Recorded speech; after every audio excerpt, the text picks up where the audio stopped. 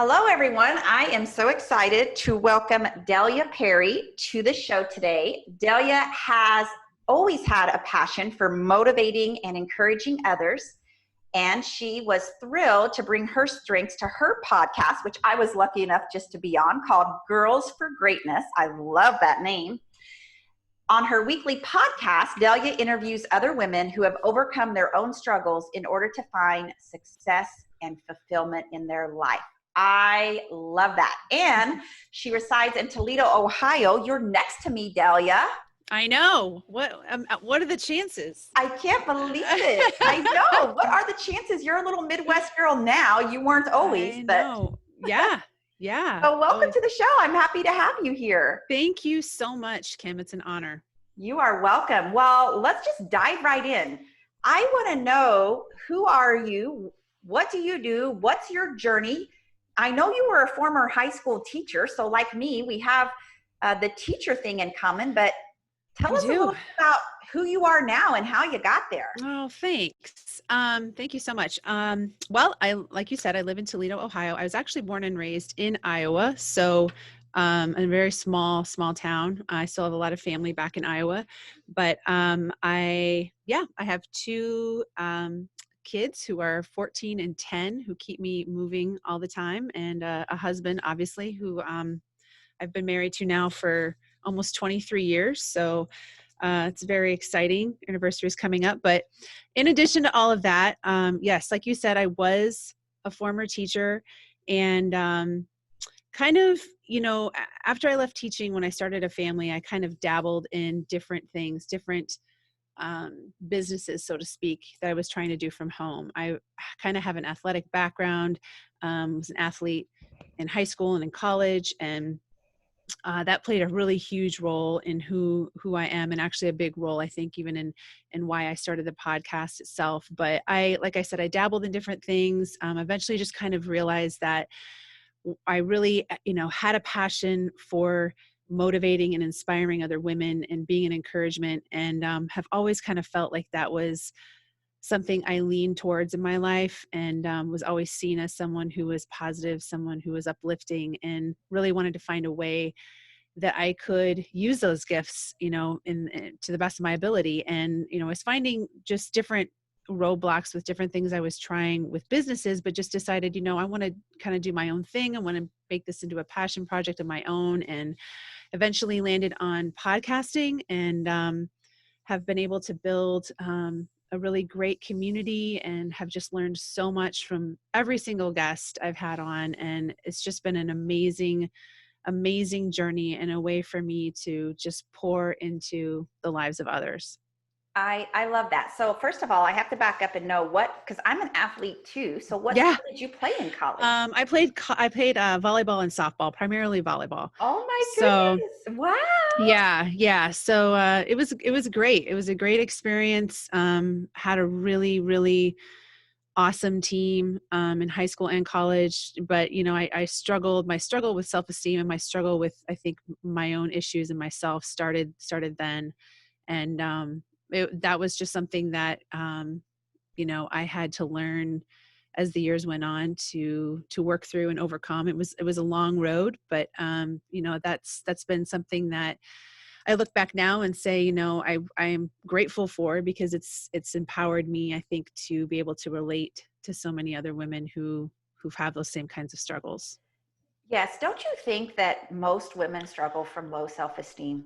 Yeah, I do. I do in some way, shape, or form. I mean, I think we all have these probably times when maybe we struggle a bit more than others, but I think I've yet to meet a woman that doesn't, have some issue or some time in their life where they've struggled with comparison, or struggled with, just accepting themselves for who they are. And so let's personalize yours a little bit. Tell me a little bit about what your self-esteem struggles were and how they affected your life, because I want to know that. And then I want to know, do they still pop up from time to time? And then I want to know how you've been able to get a little bit better at that along the years. Yeah.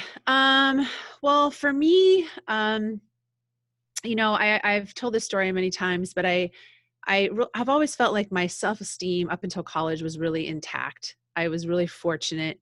I had a great upbringing, really good friends. We had a really healthy competition between all of us. And it wasn't so much about comparison. It was just about pushing each other to be our best. And that kind of went south, I'll say, when I got to college. And I think my awareness of my body, my weight, was really brought to the forefront, just from team practices that we had in place, that we were, weighing in. We were, put on different regimens as athletes. And it just really wreaked havoc on my own self-esteem. But what I took from that was just, I think, just this heightened awareness that was supposed to be a big part of who I am. And I carried that, well beyond college, into my adult years, into my marriage, for years and years, and struggled with, not feeling good enough, constantly comparing, just really not liking myself, and playing this game of, if I could only be this way, if I could only be this weight, if I could only do this or do that, then I'll be happy, or I'll be content, or I'll, whatever. So it was just, it was a long road. And I eventually, just ended up doing a lot of self-development, a lot of work myself, on my mindset, and on kind of figuring out where my thought patterns had come from, and owning a lot of that myself. Because, whatever was done or said to me, whatever, in college, yes, I, it wasn't ideal, but what, I took from that, what I internalized, what I was continually repeating to myself, those tapes, those, words, whatever, that was all on me. And that was something I had to really own, and realize that I had more control over my thought process than I was really giving myself credit for, and was doing, on a daily basis. So it was changing those words, it was changing those messages, those things I was telling myself, and really, choosing to really get to the heart of who I was as a person, and make that my focus. And so that's been, a big part of how I think I've moved through and beyond those years. I still, like you said, I do have days, I do have times where I struggle, and I can feel myself slipping back into that mentality of being maybe too outwardly focused, or, just not being as kind to myself as I can be, and being, really hard on myself. Um, and I think it's just, I've learned different tools. I've learned different ways of coping. It's not like the struggle has gone away. It's just my ability to snap myself out of it and to shift my focus is a lot greater now. Yeah. I interviewed Kelly Travis, who was on the podcast a few weeks ago, and she was a college athlete as well, a runner. And I'm hearing this story more often than not, that, her coach, and I mean, she was extremely that thin little runner's body, but her coach made her feel, if she gained an ounce of fat, or if she gained a pound, or she didn't keep this totally sleek body, and it actually wreaked havoc on her for a lot of years. She developed an eating disorder. She then chose a husband who berated her, and she too has been able to claw her way out of it.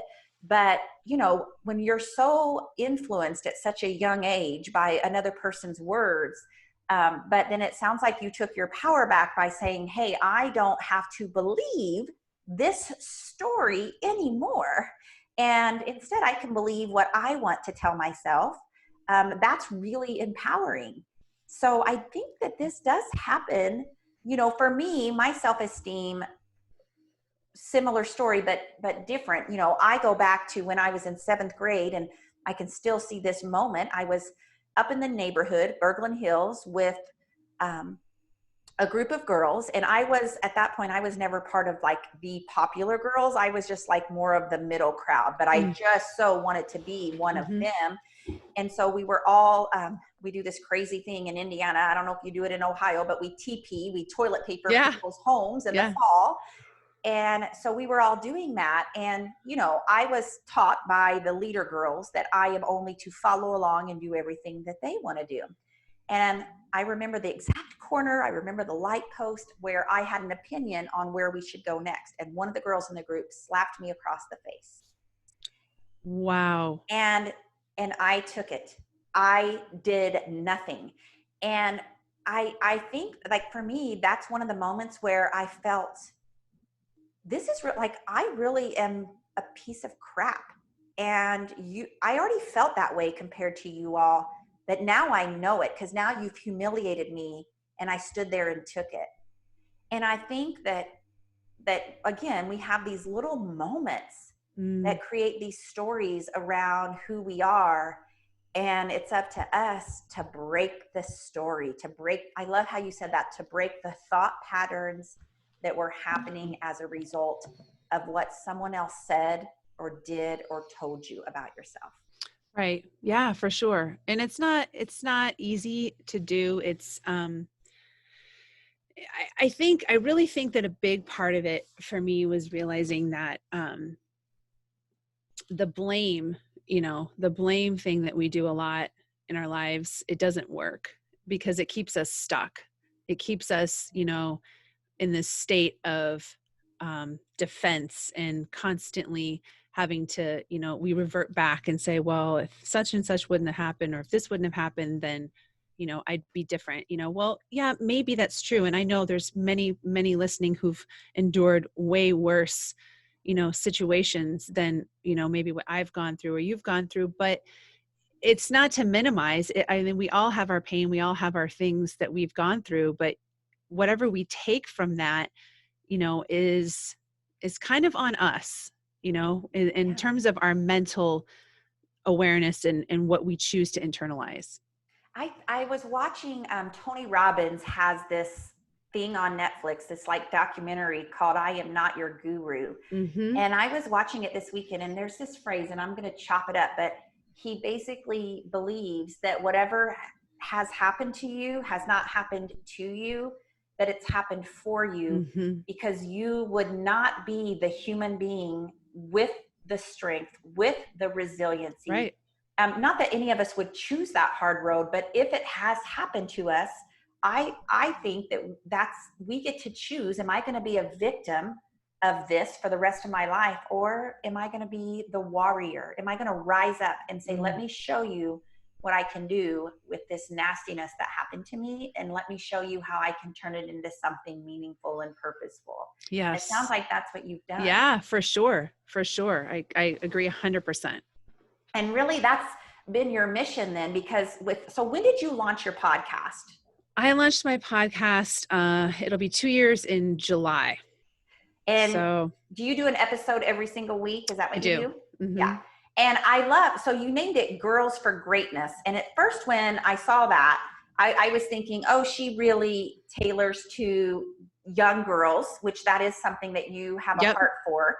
But I want you to explain why you named it Girls for Greatness, because when you did that before to me, I was like, that is so awesome. So I want people to understand the type of women who listen to your podcast.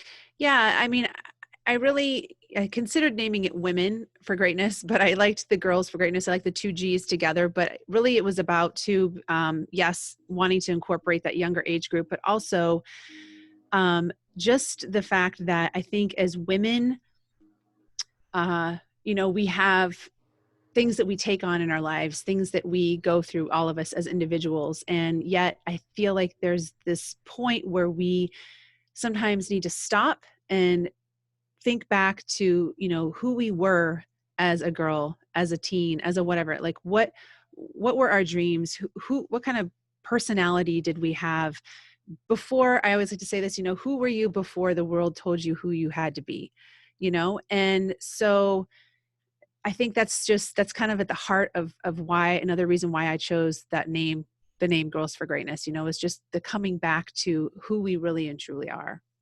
I love that. And I think that is every woman's work, like we do start to abandon ourselves for everyone else. We abandon ourselves for our kids. We abandon ourselves for our spouse or our partner. We abandon ourselves for our career. And I do feel like as women, we become really lost from who we really are. And I know when you interviewed me for your podcast, you asked the question, what are 3 words to describe who Kim Strobel really is? Mm-hmm. And like, that was such a good question, because do we take the time to figure out, like, who were you before you jumped on this hamster wheel of do, and accomplish, and be a mother and be a partner and, be a wife and be a career woman and all of Mm-hmm. those things. And like, you don't just have to lose those pieces of yourself anymore, even while you're raising children. Would you agree? Yeah, for sure. For sure. Yeah. I say a lot on my show that, um, who we are, the heart of who we are gets so lost in the day-to-day grind and the day-to-day of our whole lives and what we're thrown at, with media and everything else. I mean, I feel like as women, especially, and men too, but women, and since we're talking about that, our attention is pulled in so many different directions, and we wear so many hats. We have so many different roles that we rarely take the time to pause and really think about who we are. And that's been a key for me, and a key point that I've tried to really make with other women, is that you have to take that time to pause. You have to take that time to quiet your mind and to whether it's meditate or pray or sit in silence. I mean, I've done them all, and they're all, serve a purpose of just slowing down. Yeah, So, I believe that. I have this quote, and it's that, women are expected to raise children as if they don't have a career, mm-hmm. and they are expected to work a career as if they don't have children. And this is why we're all so freaking stressed out, because I get it. Generations of women before us, they were responsible for raising the children, the household, everything in the house, cleaning, baking, cooking, doing the shopping, all of those things. But nowadays, many women also have a career, but yet nothing has been taken off of their plate. And so what we have to do as women, even while we have little kids and we're raising them, is we have to know that we have the permission to claim more space in our world that is for us. Like, I am a woman too, who had dreams and aspirations and got to have parts of her life before I took on all these roles. So how do we really encourage women to do that? Do you have any tips for how to encourage women to know that, like, they're not selfish for taking care of themselves? I think, well, 2 things. Number one is, you've got to have a self-care routine, meaning, yes, inward as much as outward. But when I say that, I just mean something for you. Um, because if you're not filling your tank in whatever way, shape, or form that is, you're really selling yourself short in your ability to be there for others. And, I've always felt like, I am not the same wife, the same mother, the same anything if I am running on empty for too long. And, that comes in all different forms too. I mean, I'm not just talking about making time for exercise or whatever. I'm talking about, taking time to do things that you love, whether it's reading or even just, like I said, slowing down and taking time to meditate or whatever it is for you. It's just realizing that that's not being selfish, that's a big part of making you the best you that you can be.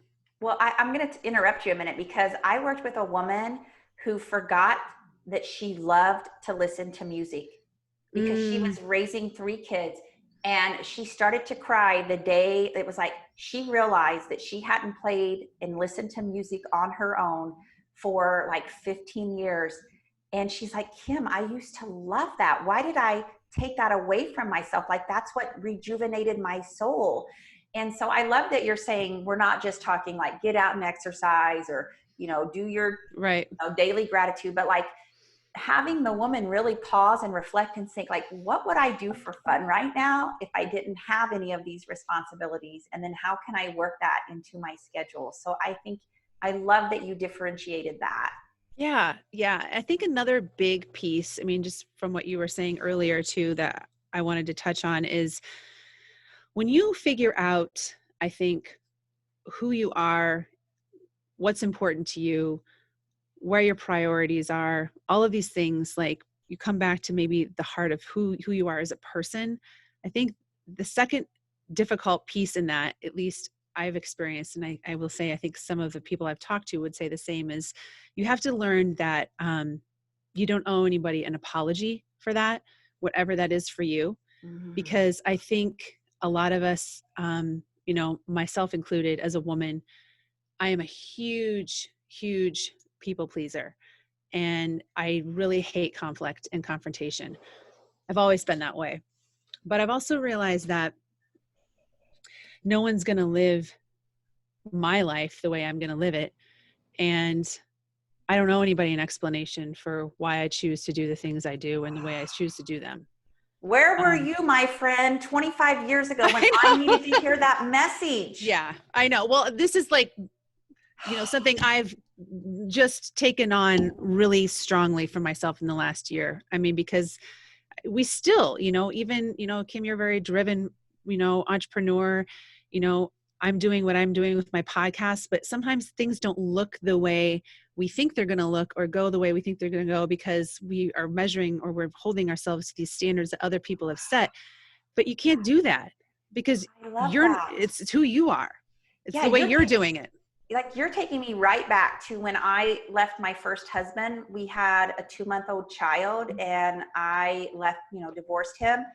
And I spent the next 5 years going around and justifying and explaining it because people felt like they owed an explanation. Yep. So when you said that, I just got like goosebumps all over my body because that just sucked the life out of me. And very few people deserved an explanation. Yeah. And that's what we want to do. We always want to explain. I mean, I do that with my kids. I'm just like, I have to put my hand over my mouth because I want to over explain instead of just being like, no, you're not doing that. Yes, I love it. That is such good advice. No? Oh my gosh. I love this conversation. We could go on forever and ever, but we're not going to. I'll do the same. I'm just going to have you back on.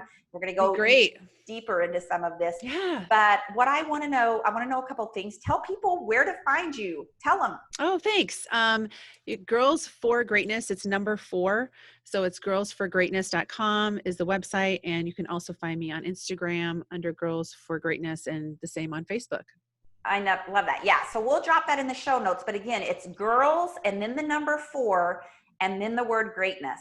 And then I end each one of my episodes by asking the interviewee, how are you, Delia, reaching for more joy in your life right now? Good question. Well, I